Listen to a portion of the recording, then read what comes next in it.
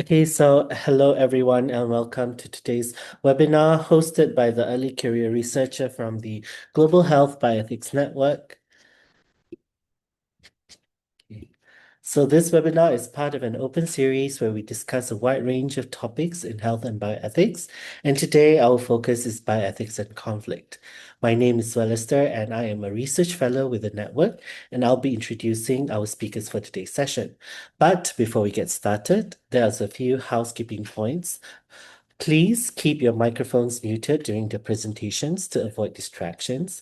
You may unmute yourself during the Q&A session to ask questions. Alternatively, you can submit your questions in the chat and we'll address them during the Q&A. Please also note that the webinar is being recorded and will be available on the GHBN YouTube channel and GHBN website approximately 1 to 2 weeks after the webinar. Now, let me introduce our distinguished speakers. We have two. First, we have Ms. Napa. Ms. Napa is the Deputy Head of the Bioethics and Engagement Department and a Senior Social Science Researcher at the Mahidol Oxford Tropical Medicine Research Unit Moru at Mahidol University, Bangkok, Thailand. She also serves as the Safeguarding Lead at Moru.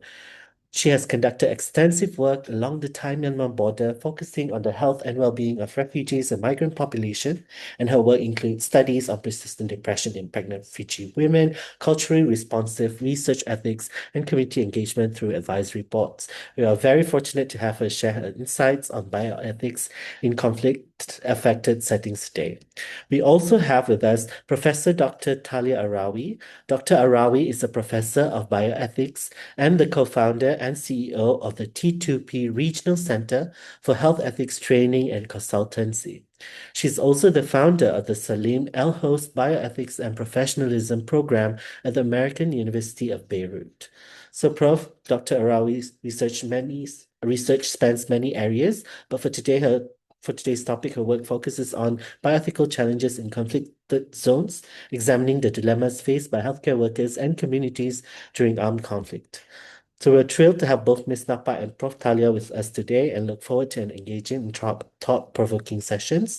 We will have a Q&A session after each presentation, so please hold your questions until then or submit them in the chat. So without further ado, let's begin with Ms. Napa. Ms. Napa, over to you. Thank you for such lovely introduction. Well, let me just share my screen. Okay. Can everyone see my screen? Yes, we can.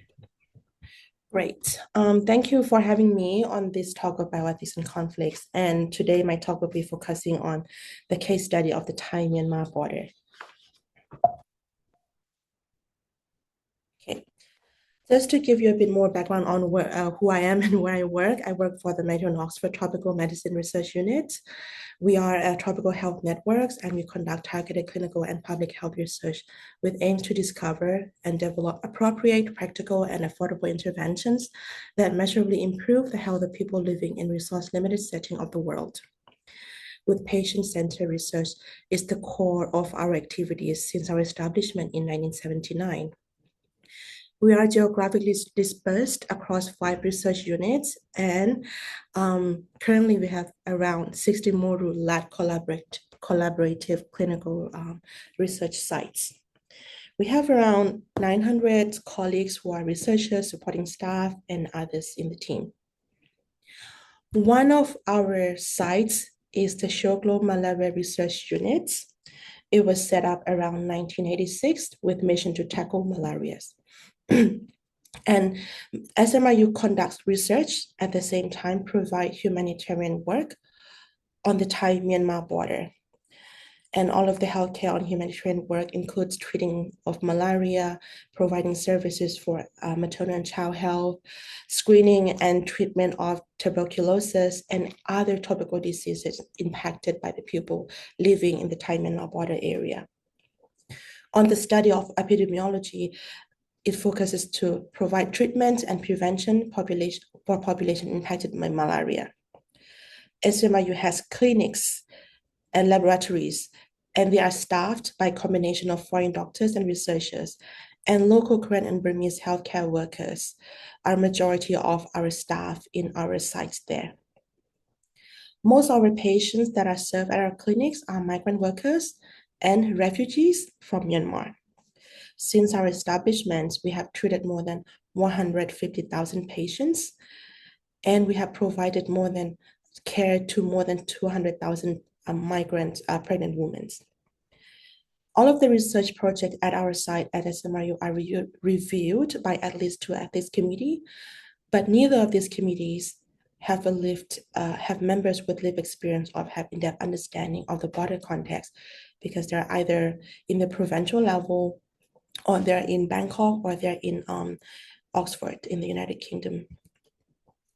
You heard me mentioning the word migrants and refugees, and I wanted to give you a bit more of the background on how these people came to be. The history of the conflict on the Thai-Myanmar border began in 1949, when the Korean armed struggle for equality and self-determination, and that quickly spread all over the country with growing subjugation of ethnic areas by government. The struggle continued, and later in 1960, the situation got worse because it followed by the military coup. There was an establishment of authoritarian regime and began the massive counterinsurgency campaign referred to as the Four Cuts. The Four Cuts targeted civilians in effort to defeat ethnic opposition enemies. So the Korean armed group, or referred to as the Korean National Union, and its armed wing, the Korean National Liberation Army, or KNLA, was arguably the most significant of Burma's ethnic opposition groups. It controlled large area of territory across the Korean state and its adjacent areas, including villages near Rangoon, or Yangon now. Shan, Karenni, Mon, and other ethnic nationalities also controlled much of their traditional land along the border areas. With the continued fighting, fast forward to 1984, there was a series of Burma army attacks which pushed the KNU troops, their family members, towards the Thai border. And in the same year, there was a massive and brutal Burmese offensive in eastern Burma, which drove more than 10,000 Korean refugees into Thailand's Atbak province. This incident marks the beginning of the refugee outflow from Burma into Thailand. Amongst the refugees that arrived at this time were also injured soldiers or former soldiers who were no longer active, and family of the soldiers who were actively participating in the fighting. 4 years later, in 1988, the attack continued, and on August 8, 1988, it became a student uprising event, or referred to as 8888 uprising, that took place in Burma, and that event resulted to more than 10,000 students who were activists and participated in the protest, having to flee the government persecution from Burma to Thai-Burma border.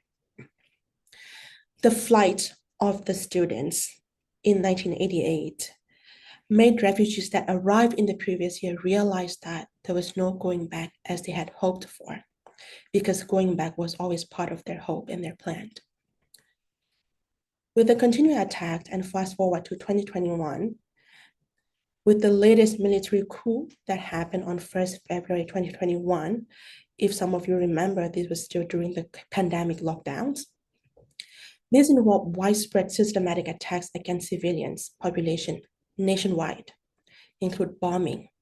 Schools were attacked, hospitals and religious buildings were also attacked. And more than 20,000 people were arbitrarily detained, and more than 6,000 were killed, and more than 3.5 million people were internally displaced. Many attacks continue and airstrikes in many areas until nowadays. I just wanted to explain more about the Four Cuts policy that happened in 1960s.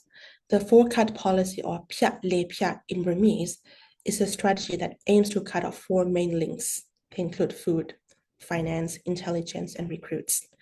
And it was between civilians and ethnic armed opposition forces by a campaign of non-stop military harassment. Large areas were declared free fire zones.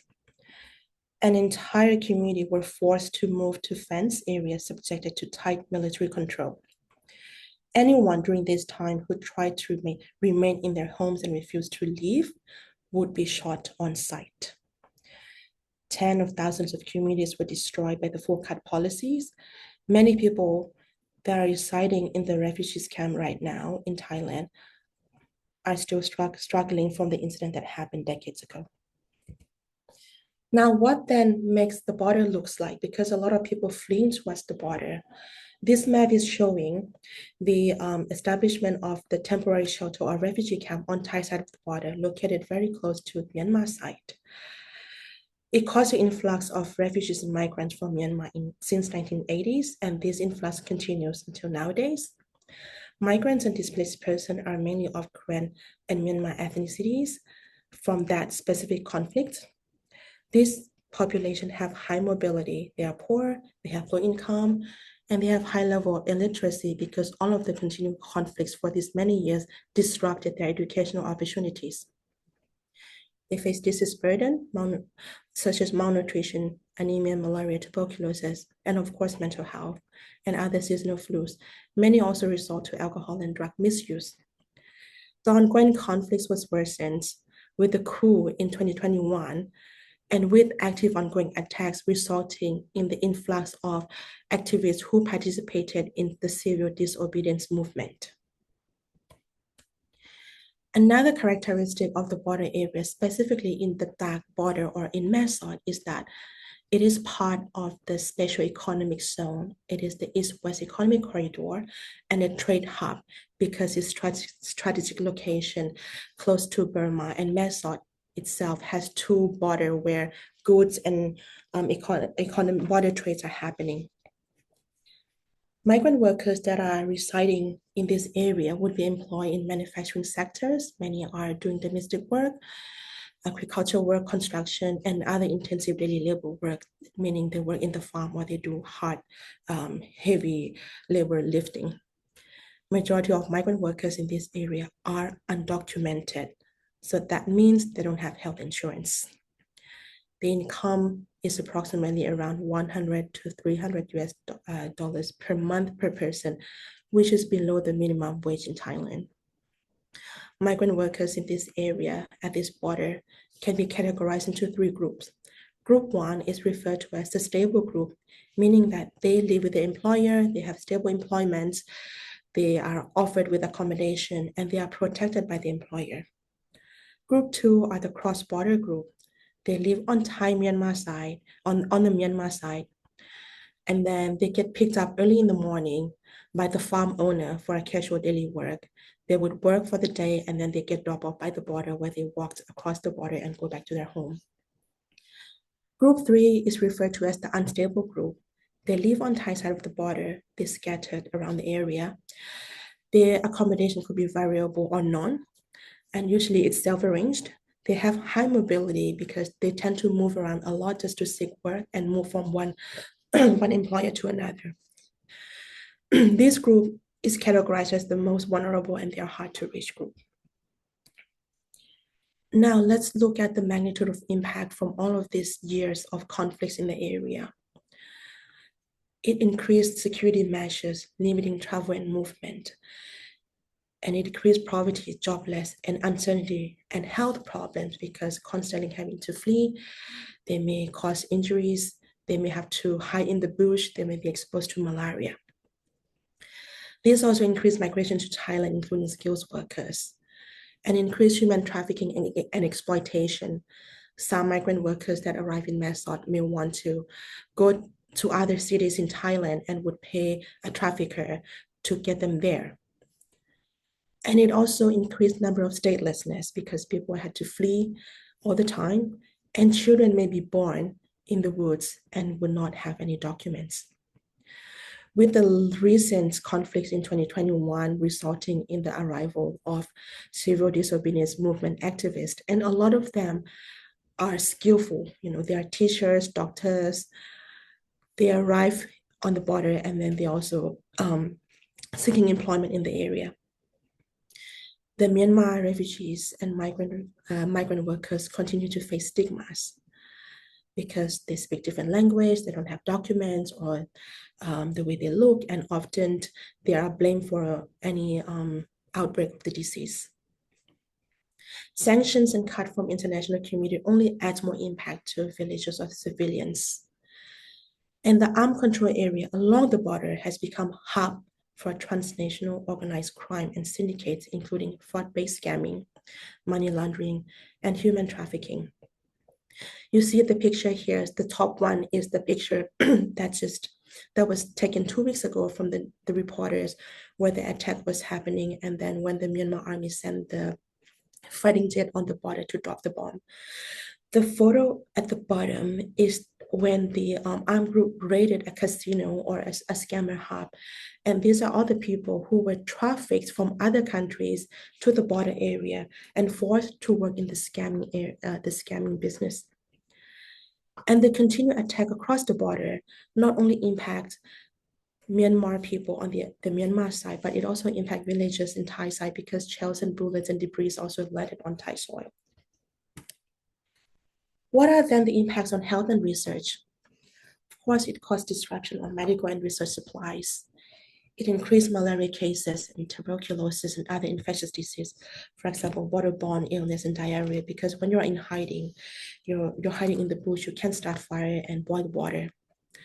Conflicts also cause injuries from attacks and airstrikes and impact on mental health.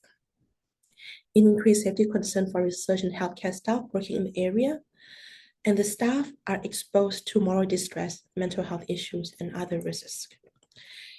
It caused disruption of study and follow-up visits, for example, the Bioethics study that required participants to come back regularly. And newborn who need to receive vaccination regularly may also miss their appointment. The impact also caused pregnant women to stress and malnourished and other birthing risks. Newborns that are born in conflict area may not have documents and may not receive vaccines. During the time of conflicts, there is no functioning ethics committee to conduct study in the country of conflict. And it was difficult to get study insurance for trials. And on sensitive data, we may think that we have obligation to protect data, but when we conducted a discussion with our young person advisory board members on the Thai-Myanmar border, if they participated in research and they're being asked of their educational level, qualification or address, or their future plans, these are the topics which they feel reluctant or uncomfortable to share because a lot of them may be studying in the cave or under the bush, completed grade 6, but can they really claim that they have completed because the way they study was different than a normal school. Sharing address is also difficult because they have to live in hiding and they fear of being exposed or being traced. During this time, engagement activities, whether it's health engagement or research engagement, would be disrupted. Conflicts also cause more deaths and increase mortality rate for mother and children. So during the time of conflicts, what's the most important thing is to provide healthcare and to be able to access healthcare. But as I mentioned earlier, we have a site that established on the Thai-Myanmar border in 1986, which conducts research and provide humanitarian care. So how can they do that? Let's look at the pathway. This is a health-seeking pathway. We have border clinics which located on the border, and we offer services for free. We welcome everyone, especially undocumented migrant and refugees. The staff that work in these clinics speak local languages and share the same culture as the migrant workers or population living in the area, because they are also those who were impacted by these decades of conflicts. They come to our conflicts to seek antenatal care. They deliver their baby because the question every migrant woman will ask themselves as soon as they get pregnant is, where can I deliver safely? So all the newborns that are born at SMRU clinics located on Thai side of the border are provided with delivery certificates. And with this delivery certificates, they can then go to district office and obtain a birth certificate. Vaccination for newborn is also sought at our clinic. And other treatments such as malaria and TB will also be sought at our clinic and treated there. Anyone who have experienced treatments or assessing our care will then share the information with other people in the community, telling them where to go when they get sick and how to get there. And they themselves will also continue to come back for other health needs. For the research participation pathway at SMRU, it's similar to health seeking pathway. There's just a bit more element there. For the point of contact, we would get potential participant from those who are seeking care at our building, at our clinic, there are pregnant women who are coming there for antenatal care. And if they deem to meet inclusion criteria, then they will be invited for more information and screening. Study information will be explained to verbally, and all of the participant-facing material will be translated to Burmese and Korean, and we will give them time to read. And if they agree to participate, then this is where consent will be obtained, and then they will be enrolled in the study. During research participation, they will need to come back for follow-up visits. They will be contacted by our staff or study team to remind them to take medication or collect samples and drop them off at our clinic. While participating in research, any other health needs will be attended to, and they will be compensated with loss of time and transportation. Once they completed the studies, then they may continue to come back to our clinic for other health needs, or they may decide to join another study if they meet the criteria or interested. The same with health seeking pathway. Once they have experience participating in research, they would also share the information with other people in their community. And by that might also make us to study to be able to recruit more participants.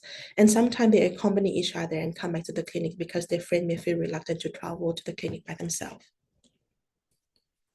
So people on the border, the migrant population, they live very difficult lives and they navigate so many difficult things.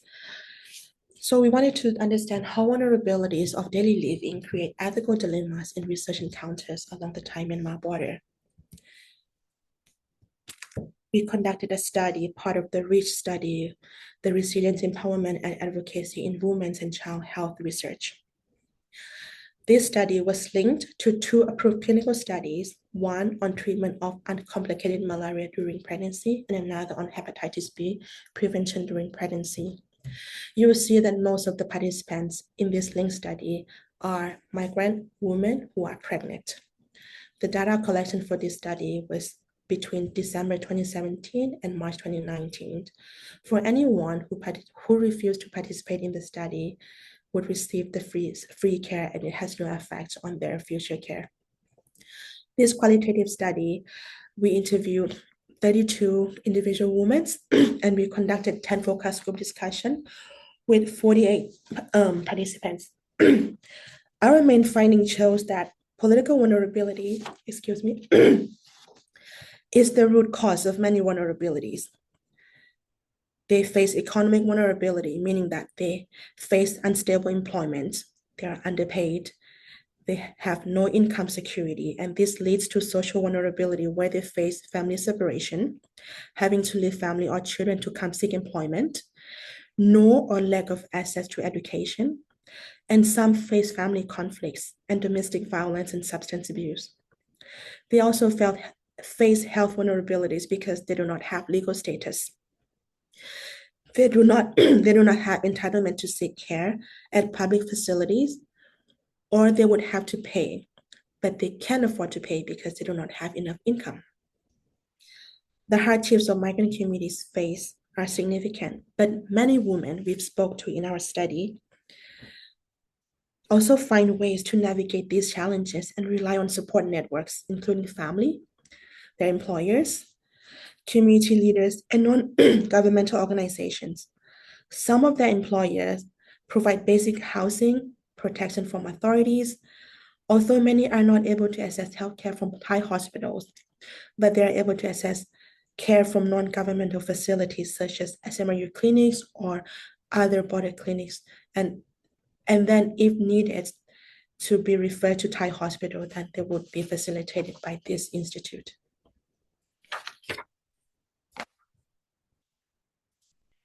Now, the hardships are real that are faced by this migrant population, but migrants at the Myanmar border also go to great lengths to participate in research, traveling long distances, often a few hours, and incurring risk. We asked these participants why they joined research and what benefits perceived from research participation. Research itself was seen as being an important source of support for meeting basic healthcare needs. Increased visits to clinic for checkup. For pregnant women, this gives them a peace of mind that their pregnancy is okay, even if they have to make that journey. It also as a way to obtain extra money. The compensation that they get from research participation goes a long way. Despite lacking opportunity for education, the migrant women we spoke to had carried this resourcefulness and a certain curiosity to participating in research. Seeing study team or doctor being given more information about their health at each follow-up visit is a way for them to gain knowledge and learn about their own health. An important finding of our study is that research has many hidden burdens too. The dominant concerns were the burdens of travel across the border, illustrated in the drawing below. Other burdens are foregoing casual labor work and care for children left at home and being more visible as migrants. Some participants have to spend different mode of transportation to reach each follow-up appointment, spending hours of traveling, and some leave other children at home unattended. Seasonal challenge also adds to their journey risk because they may have to cross flooding river and traveling on muddy road. But with all of these challenges, participants continue to show for their appointments, and they appreciate travel fees they are provided from studies.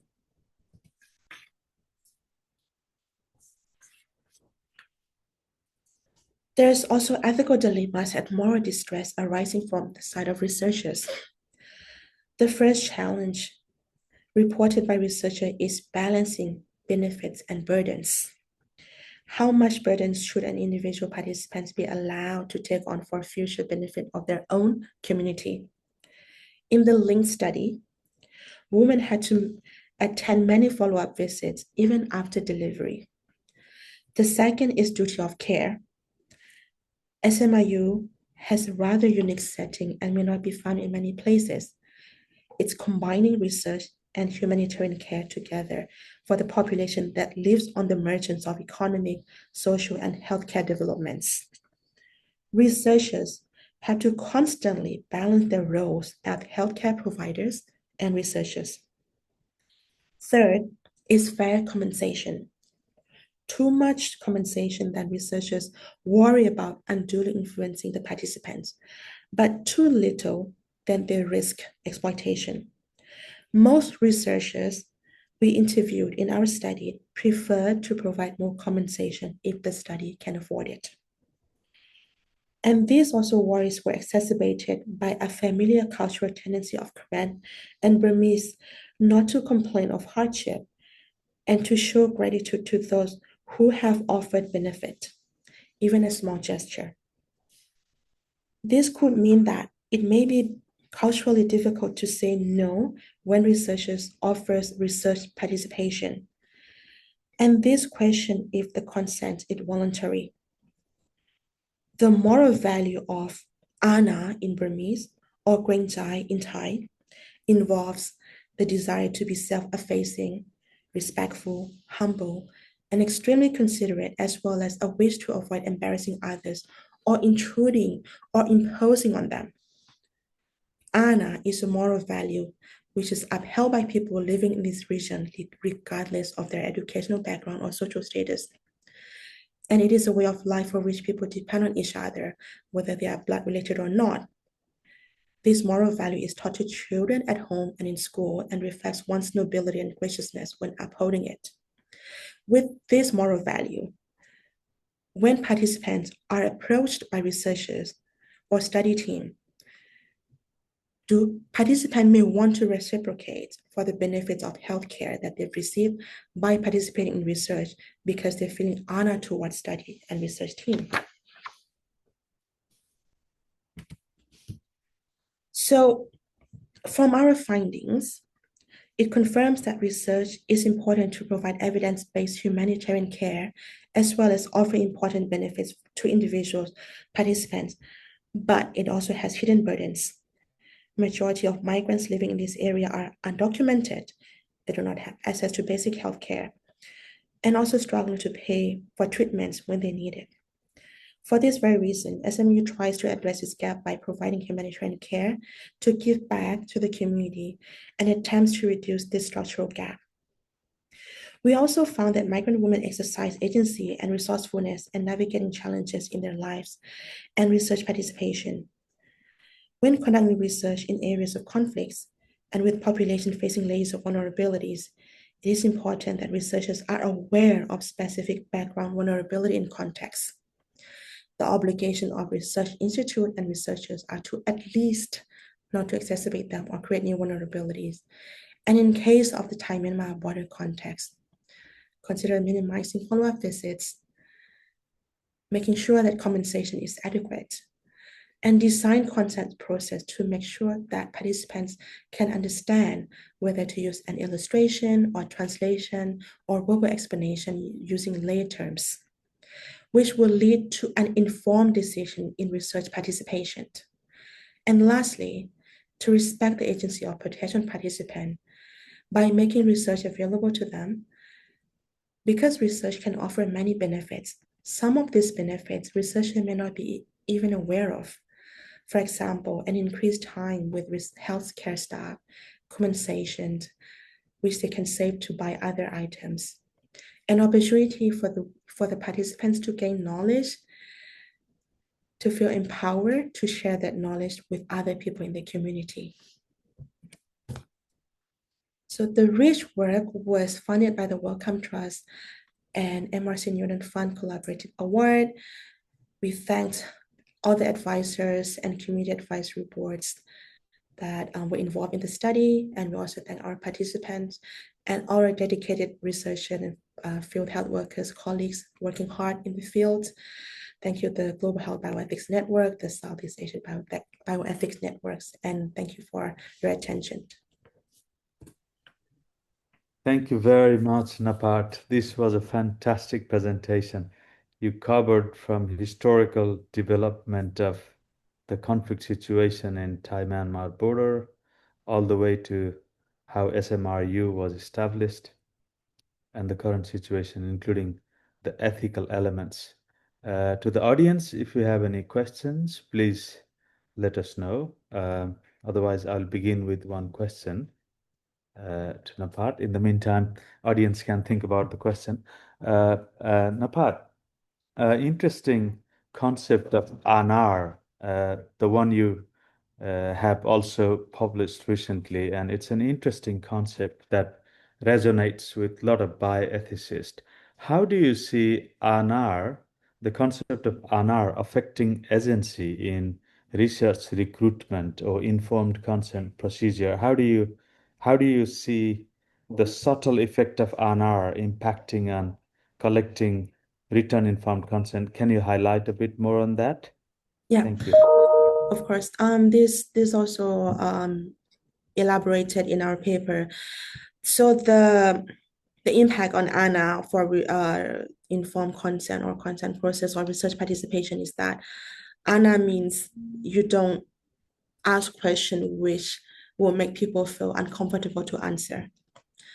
And ANA also means that if you cannot formulate your question well, people may not understand you and it will disturb their mind to try to understand you better, to give you answer that you need. And with the emphasis on the population having lack of educational background, they are very humble and they feel very reluctant to ask challenging questions. Challenge the elders or the experts in our culture is also part of the ANA. Do not challenge them, do not disturb their mind or do not disturb their comfort. So with that, and the settings being very unique where it offers humanitarian services for everyone. But the research participation requires different participation, I would say, other than everyday healthcare needs. Being asked to come back more regularly because you participate in research, participants also feel reluctant to refuse or say that they cannot come back, but just bear the burden of coming back as needed, as being told. Thanks very much, Napat, for clarifying that. I think Dina has a question. Is it a question? Dina, if you want to ask, please. Sure. Yes, sorry. Thank you, Napat. That was fascinating. I thought what you said about the SMRU being a research center that also has to provide humanitarian assistance side by side with their research, just so fascinating and really important.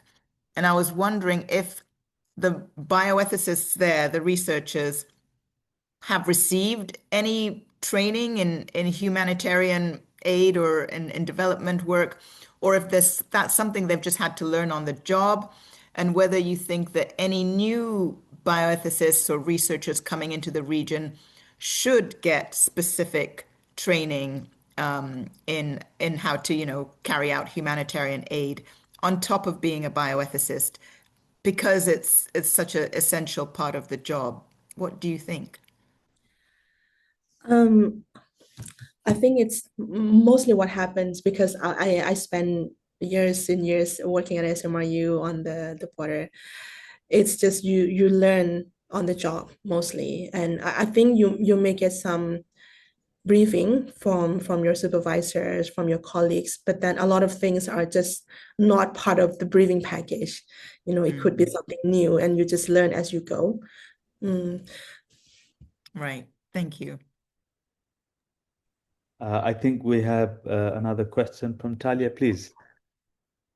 Yes, thank you very much. First, a wonderful talk, Napat. Thank you. I learned a lot from it.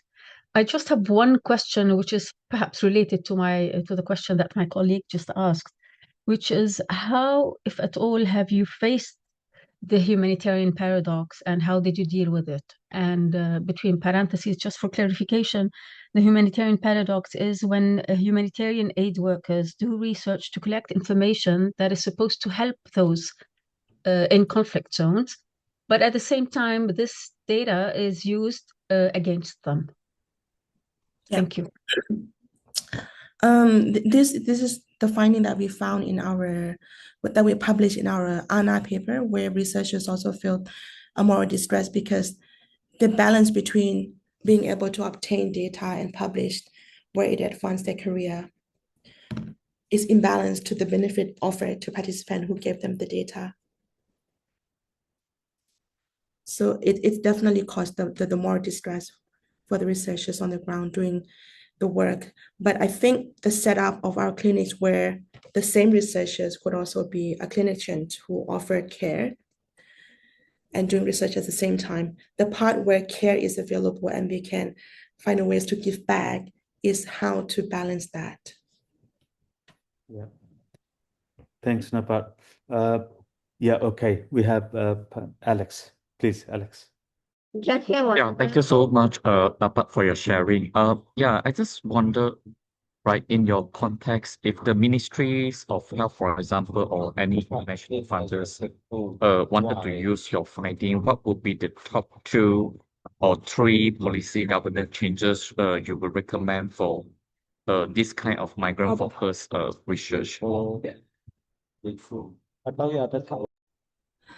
Just to recap your question. Yeah. Can you hear me? Yeah, sorry. Yeah, I just wonder if, let's say, the Ministry of Health or any international funders, when they look at your data, your findings, and if they wanted to adopt your findings, what would be the top 2 or 3 policy or governance changes that you would like to recommend for this kind of migrant-focused research? Yeah, that might bring changes, Yeah. So I didn't get to mention in my talk, but at our sites, research is funded. So costs related to research, compensation, transportation, or the team is funded. The humanitarian part is not funded. And the humanitarian part, where we offer free care for everyone at our sites, is a way to make sure that we balance that, but it's not funded. So this is the burden that the institute also bear. And I think this is something that we definitely need support with. Yeah. Napat, one wrapping up question before we go on to, as you talked about this humanitarian part and the research part, how much of these participants are motivated by the service from SMRU when they participate in research? Can you highlight a bit more on this particular vulnerability that they come to receive the service, and with ANR, they tend to participate in research? Did you observe such phenomenon, or please could you highlight? Thank you. So your question is about motivation and ANA in research participations. Yeah. I think it's sort of like intersect between the two, because the team that offers care are the same team that conducts study. And in our culture, we come back to see this auntie or this sister who gave us care. And if this person is already giving me care and looking after me and my baby so well, if they want me to participate in something, I believe that there's no harm in it. But then in research participation, there might be harm. And then with ANA, it may blur the decision where they may not listen to study information attentively because they trust a person, because it's the same person who gives care, and take part in study without really considering or assessing risk. Yeah, thanks very much, Napat, because we observe this the humanitarian plus research blend together in MSF setup as well. I think Talia had a question similar to what we just discussed, the concept around therapeutic misconception. Sometimes it's slightly beyond that, or it's slightly different, because when service and research are integrated together, we cannot attribute exactly it is therapeutic misconception or not. That's what I understood so far, especially in humanitarian context like SMIU.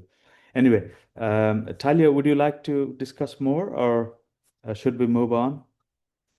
No, I'm fine. We can move on. Okay, I'll hand it over to Wellester then. Thank you very much, Napat, once again. Congratulations, fantastic talk. Yes, fantastic talk now, Pat. All right, not waste any more time, I hand over the floor to Dr. Talia.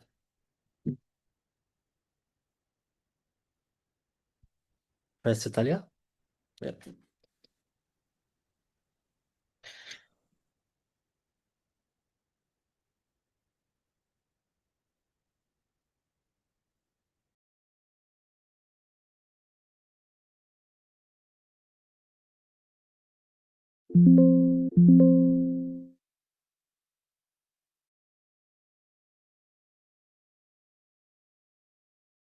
Yes, hello. Is this visible on the screen? Yes, your slides is visible. Okay. Yes. So thank you very much for inviting me to give this talk, which focuses primarily on the moral crisis faced by healthcare providers in areas of conflict. And the case study that I'm offering is the one that takes place in Gaza, actually, and how this anguish is a form of resistance. Now, interestingly, I'm happy that this talk came after Napat's talk, because it's clear that the impact on health and research, as well as the issue of moral distress, is similar all over when it comes to conflict zones. One humanity, one concern, I guess. So very few words about me before I move on. I have a background in sociology, in philosophy, and bioethics. I'm not going to read this, but just to say that I'm also an international humanitarian law expert, trained by the ICRC in Geneva. And I saw and I'm seeing how these laws are being, unfortunately, dismantled every day with nothing done about this. And I'm not talking only about Gaza, of course. I have three books. I'm currently working on the fourth one. One is very personal, the 77 Days with Rumi. One is about medical ethics and how to graduate the virtuous physician.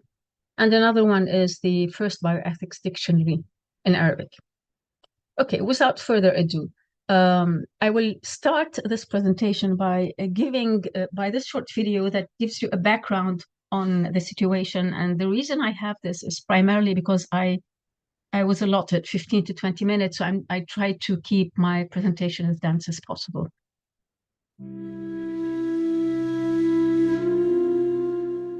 When we went into Gaza, we brought all the medical supplies we could because we knew there was so much need and not enough of anything. Even basic medical supplies, like gauze, were in short supply, which is ironic because the word gauze comes from Gaza, where it was invented. But ketamine, IV fluids, doxycycline, erythromycin, and basic essential medicines were not allowed in. As we drove towards Rafah, there are miles and miles of trucks on both sides with supplies. When we crossed through the checkpoints into Rafah, we saw an I Love Gaza sign that we instinctively ran to. After that, everybody in the van was just very, very quiet. We drove through miles of destruction, and then we pulled up to the hospital.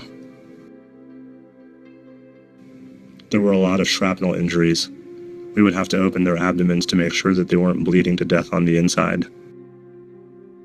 There was one little girl who I'll never forget. I heard her screams before I saw her. A tiny little 7-year-old girl was wheeled in, screaming at the top of her lungs. That's when I saw that half of her leg was missing. She was grabbing in desperation at the physician next to her, pleading for anesthetics. We rushed her into the operating room despite knowing that the anesthesiologist had no sedation medicine or anesthesia drugs for her pain. In the operating room, we're all wearing masks so that all you can see are my eyes. All you can see is his eyes. And you look down and see this little girl on the stretcher who continues to scream. As she continues to wither on the stretcher, the anesthesiologist just starts singing to her softly, like a lullaby. He knows that's all he can do to comfort her. In the end, she did survive.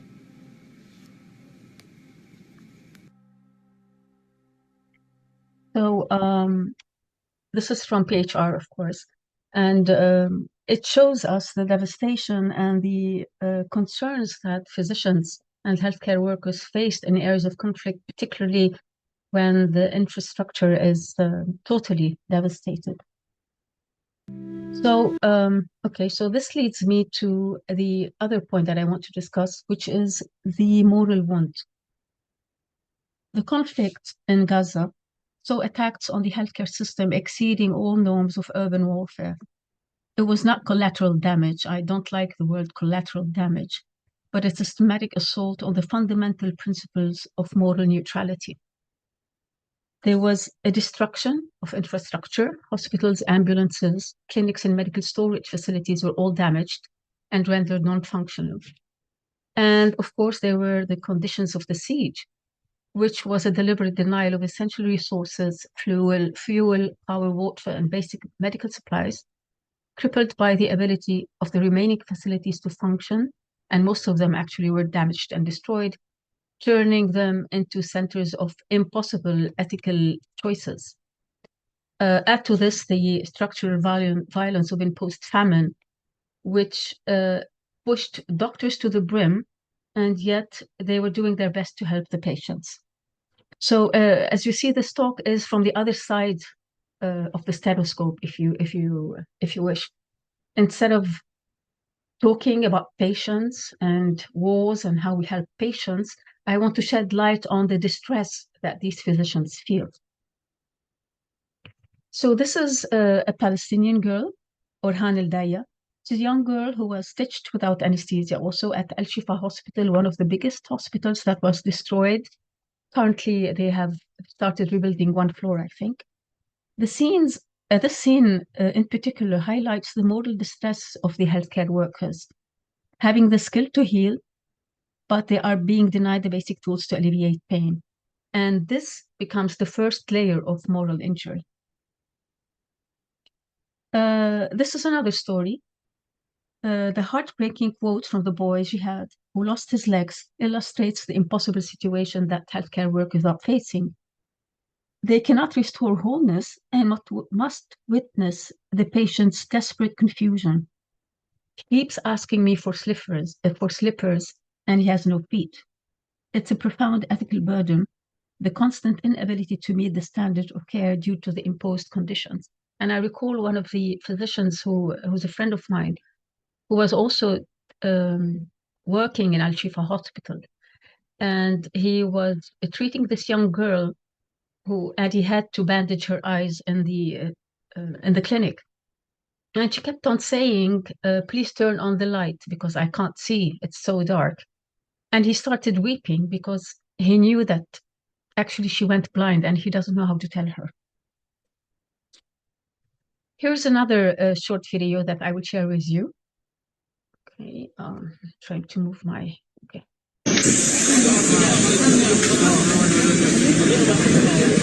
Just to give you a background, he had to amputate the leg of his own child, without anesthesia, and the child died from pain.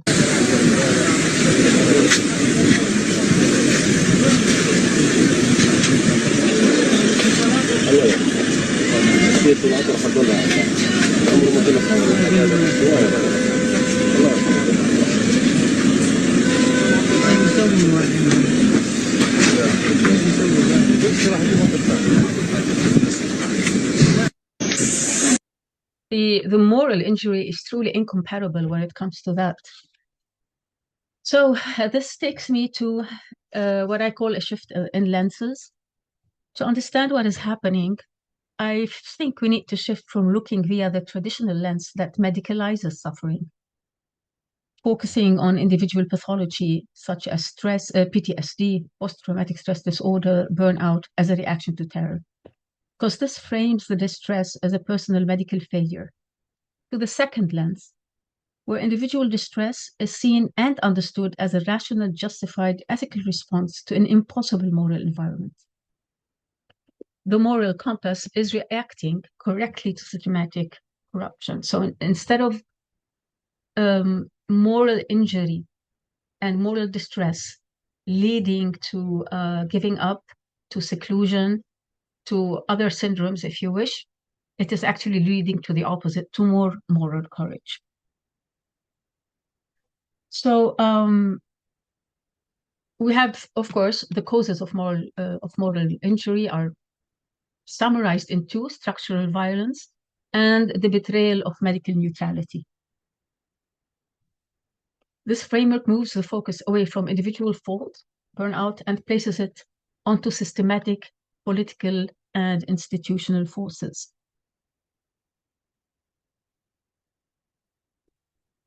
Okay, so here I'd like to highlight that siege, resource denial, and infrastructure collapse are deliberate structural policies designed specifically to control life and death, creating what I call a moral danger zone. Second, the neutrality betrayal is that medical neutrality was exploited and healthcare workers were stripped of their protected status, resulting in institutional betrayal. And we know of a lot of physicians who were deliberately targeted, not only physicians, healthcare workers as well, and paramedics as well, of hospitals and clinics that were deliberately also targeted, and many of whom have been taken into captivity, the physicians, I mean. Some of them are dying and some of them are still there, like, for example, Dr. Hussam Abu Safiya. Now, this image of surgeons operating by flashlight powerfully illustrates the concept of weaponized scarcity, where the lack of essential medical resources is not a natural disaster, but a deliberate outcome of conflict strategy, thus transforming medical crises into a form of structural violence. So here I'd like to bring the idea of weaponized scarcity and moral torture, which I call moral complicity, forceful complicity. As you can see, the system forces the dedicated professional to practice substandard medicine, leading to coerced complicity.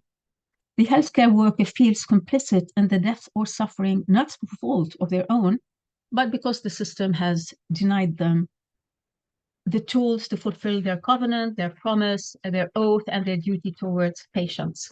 They are forced to decide in that way. They are forced to decide, unfortunately, who gets to live and who gets to die. And thus they adopt a brutal utilitarian calculus, which is oftentimes, if not all of the time, really morally devastating.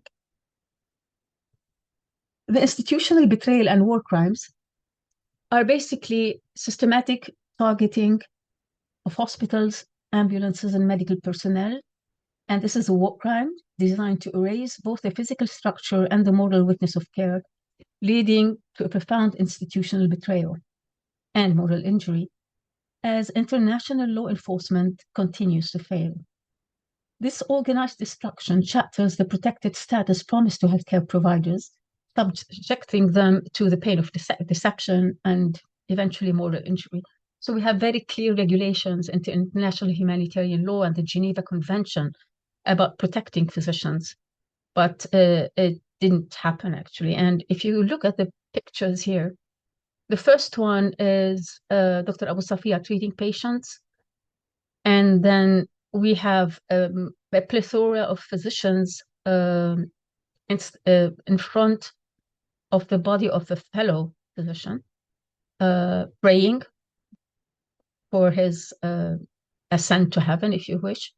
And then we have Dr. Safiya working on his own children, and then many other physicians forced to go to jail, if you wish, or to surrender. Now, I will say a little bit more about this case, the case of Dr. Hussam Abu Safiya, because his story is all over the news. And if you, whatever social media portal you open, there is this banner that says, "Don't betray Dr. Abu Safiya, free Dr. Abu Safiya." It's in everywhere, if you wish. So the reason why I chose his case is that it illustrates what I call the double wound. He demonstrated moral agency by refusing evacuation several times and by providing public testimony, upholding his medical covenant in the middle of crisis. Now, this ethical fidelity, unfortunately, was met with institutional vengeance, detention, and punishment. And his healthcare, we are told, is deteriorating. He is now less than 60 kilograms as far as his weight is concerned. And he has cardiovascular problems. The ethical, as I said, the double wound is the initial trauma of war compounded by systematic penalization for doing the right thing, sending the clear strategic message that ethical action will be persecuted, not protected.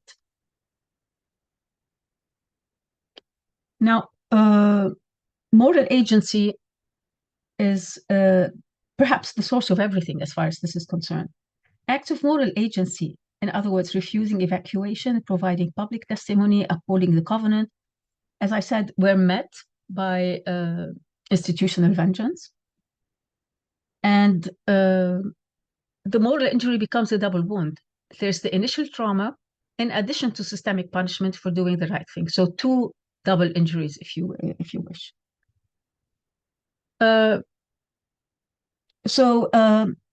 Moral injury, I'm trying to redefine moral injury here. And by the way, this is the photo of Dr. Abu Safiya, who was forced to surrender and enter the attack of the enemy there. So moral injury is not a mental pathology of the individual. It is actually a rational stigmata. It is the correct and healthy reaction of a functioning moral compass to systematic corruption and betrayal. The anguish of the healthcare provider is a sign of their integrity. So we need to shift focus from weaponized scarcity to institutional targeting betrayal, and eventually to the punishment of moral agency. This is the trajectory of moral agency that has been taking place. Now, it is also important for us to look at things from a different perspective. The suffering, first of all, we need to shift our perspective from treating moral injury as a private individual disorder to viewing it as something else, okay? We must stop viewing their anguish as merely a psychological symptom of requiring individual therapy and to start recognizing it as a testimony against structural violence. So the suffering of these healthcare workers, their moral injury is a necessary protest demanding itself legal and political action. This is Dr. Mahmoud Abu Najila. This is what he wrote at the hospital. Whoever stays until the end will tell the story. We did what we could. Remember us. Dr. Mahmoud Abu Najila has written on the wall of Al-Auda hospital before he was killed by Israeli occupation forces, and his body is still they were hoping to, the Palestinian side was hoping to get the body at least to bury it because it's a very important cultural, religious idea. But the delivery of the body is being denied, unfortunately. So what's next? Okay. We must move beyond debating the ethics of war to actively developing what I call an ethics of protection. And this requires establishing specific non-military legal mechanisms, example, or maybe not, I don't know, via the UN Security Council or something else, to make institutional negligence and attacks on healthcare as a prosecutable offense. So this is essential to restore the integrity of the Metal Covenant globally. Of course, this requires accountability for attacks on healthcare and specialized support for moral wounds of survivors. As a conclusion, as I said, I wanted to stick to my time allotted. The anguish of integrity is the price paid for keeping humanity alive in the dark, and our duty is to ensure such integrity no longer demands such a cost. This is an article in progress that I noted, so if anyone is interested to develop it further with me, I'm happy to consider that. And I thank you very much for your patience. Wow, thank you very much, Professor Talia. This was an entire spectrum of how moral distress can run within the conflict setting, plus when as an audience, like at this current time, going through your slides, hearing a lecture, those horrendous stories. Wow. Before we look into any other questions from the audience, can I start with a few questions, Professor Talia? Of course, please do. Yeah. My question to you is, when you talked about moral injury, the distress, do you account the moral injury and distress in some form of a spectrum to see how much of these injuries are from particular source? For example, you talked about structural violence, institutional, the covenant, the context where moral injuries can come from individual disposition where his or her own son and daughter is amputated without anesthesia, to where the doctor himself, humanitarian worker, is being subjected to the institutional pressure where his standing on humanitarian level is threatened. How do you see these different sides of moral injuries, and how do you see the progress of moral injuries in a spectrum? Would you be able to sort of categorize and distinguish that? Whether my question is making sense, please. Your question makes perfect sense, actually. It's a superb question, and it makes me ponder even further what I have discussed. So indeed, there is a spectrum. And but there's something that we need to keep in mind before talking about the spectrum as a background for that spectrum, if I may say so. So this is not the first attack on Gaza, and this is not the first attack on healthcare workers. And the remarkable solidarity that has proven to take place in Gaza, particularly when even we see students or family members who are trying to play the role of a nurse. Okay, so this itself gives a general view of how moral injury is formed via several gates, if you wish. Now, of course, the moral injury of a doctor who, and this is a true story, of a doctor who was operating on a young boy, and he immediately thought of his own children is greater than the moral injury of those who do not. Yeah.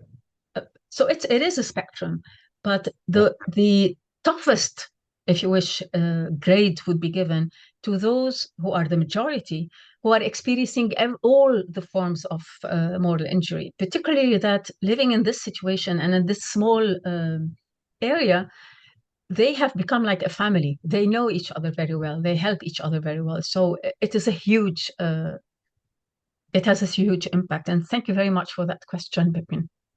So thank you very much, Professor Talia. One more question linked to that. At some point in some slides, you also talked about how a humanitarian aid worker could be working from the disposition of a professional conduct where he might be slightly robotic compared to when he or she is operating on his or her own daughter or son, where his professionalism might slide towards the personalism or personal level emotions. Do you see how that changes in personal disposition from highly professional context where he or she is doing operation without anesthesia versus when he or she is operating on his or her own family members without anesthesia? That's another way to look into it, how the personal disposition also affects the moral injury. This is also a very good question. So, if I understood you well, you have made some kind of theoretical separation between the local healthcare worker or healthcare provider and those who come from outside, the humanitarian aid workers. Is that correct? Okay. Yeah. So, interestingly, from also from real stories that I have encountered and from friends that I know, like Mads Gilbert, for example, at the beginning, it begins as something separate. It begins as a healthcare worker coming, be it MSF or other, coming to do what he believes is his moral calling in an area of conflict. But now, for example, if you listen to the videos or to watch the videos of Mads Gilbert, you think he is one of those fathers in Gaza. It is the pain and the injustice and the agony is so harsh, it touches on everyone. This is a person perhaps who does not have a child in Al Shifa or in Al Adwan hospital, but this is a person who has been operating under the shelling, under the bombs, not knowing when he is going to lose his life. This is a person who is also operating on people he has gotten accustomed to because he tells you the story of young children by name and how they affected him. So it might start as being blurred, but eventually they all end up facing the same issues. Yeah, thanks very much, Professor Talia. Before I look into audience's question, one more question, and then I'll, the other question is, since this is a very interesting area where you observe the humanitarian aid worker or healthcare worker working in such context for prolonged period of time, as they begin to expose themselves into such scenario for a long time, do you see any temporal effect of moral injuries going up, or do you see callosity developing because of professional exposure to an extent that, okay, these are normal, I've been seeing it every day, this is so routinized that the person starts feeling as if these are professional exposure, his emotional response or moral injuries are less sensitized as he begins to see it every day. Could that be sort of temporal effect of such exposure? Just out of curiosity. Yes. So the first thing I'm going to say, please don't stop asking questions because they are really superb. Sure. Let me go back to reformulate what you have asked me. Can you just say it in very quickly in one sentence, so that because there are many ideas coming into my mind at the moment. Sure. I'm also thinking. So my question is, over the period of long time, would that exposure of such morally, intense situations make the professional doctor or healthcare worker become like he or she has seen for such a long time. So he becomes professionally blunt, or he thinks that this is so routine. Now he doesn't develop the acute sense of moral injury, or Okay, yes, yeah, I okay, yeah. So basically what's happening or what happens in areas of conflict is quite different from a surgeon operating in a theater in a normal hospital under normal conditions. So when you are operating in a theater at Birmingham Hospital, for example, or wherever at AUB Hospital, when there is no war, yes, you tend to and you have to, this is a psychological system that allows the physician to continue. You tend to see the illness or the injury rather than the person behind that injury. And this is a defense mechanism because it helps the physician to cope. Now, when that's why there's usually a trend saying that it is best for physicians not to operate on their own children and kin because there will be some emotional reactions in that. Now, to shift the lens to areas of conflict, for example, in Gaza, while operating, and I recall one of the physicians who was texting me from there, saying I operated for 23 hours nonstop. Okay. To do this, he has to shift to an automated mode. Something happens. Something happens in the brain that makes them bracket everything else, perhaps through some kind of phenomenological epoche, and they focus on healing that specific patient. Now, after the 23-hour shift or after the 2-hour shift or what have you, this is when numbness disappears and this is when pain upsurges. So I have never seen so far, and I have not seen all of them, physicians operating in such acute conflict zones becoming callous. Quite the opposite. Okay. Great, quite great. the opposite, actually. Okay. Yeah, I see, Talia. That makes sense. Yeah, totally. One of these things I was trying to base on was how we try to see the theories of empathy. Some of these theories tend to explain in 3 stages where the healthcare workers respond. The first one being immediate emotional response, also called vicarious response. Second one being understanding of the emotional responses, that takes about 24, 48 hours. And then the third one being what may be best to do to go forward with cognitive response, well-formed rationals or professional ideas. So I was trying to sort of see whether in that particular set of phase responses from vicarious to emotional understanding to cognitive response, would we be able to sort of delineate in some forms how these professional doctors behave vicariously versus cognitively in longer time? Would that be something interesting to explore? It is, yeah. It is interesting, but there's the context and the context and the situation that we have to concentrate on before answering that question. So if I'm a surgeon operating on a patient of mine, there's the importance of empathy, of sympathy, of how to communicate with my patient, etc., etc. But when I'm operating in the ED, in the emergency department after a volcano, for example, or after an earthquake, and I have a plethora of patients that I need to deal with, and in addition to a scarcity of doctors, the mindset immediately shifts from plan A to plan B.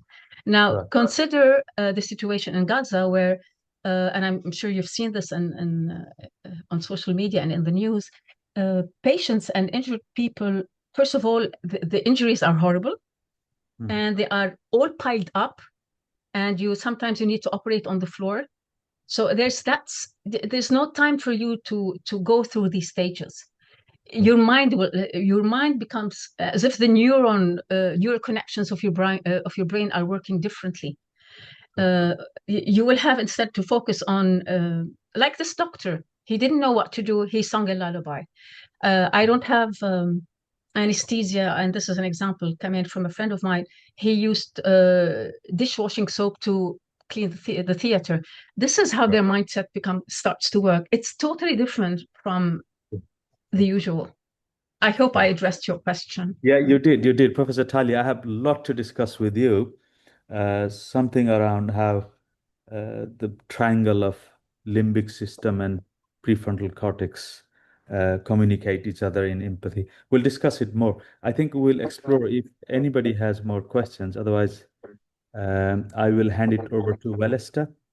He's our Please do chair. send me emails with your question, or we can talk, because I find the discussion really fantastic. Yeah, thank you very much. Talia, very well done. Fantastic presentation. But of course, those were morally very painful to go through as well. But fantastic presentation. Thank you. Thank you very much.